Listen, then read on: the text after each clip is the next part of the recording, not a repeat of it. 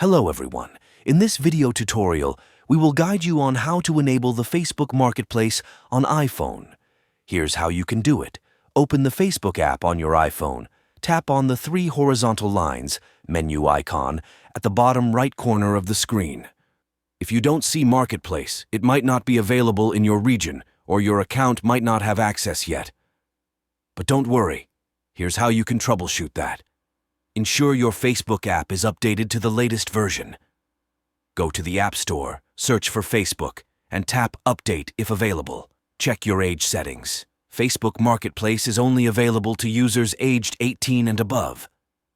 Go to your profile, tap on Edit Profile, and verify your birth date.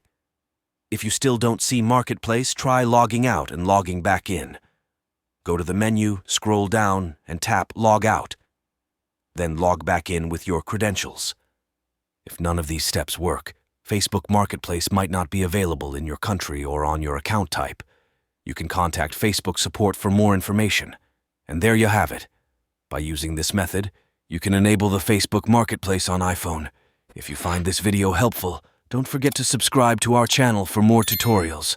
Thanks for watching.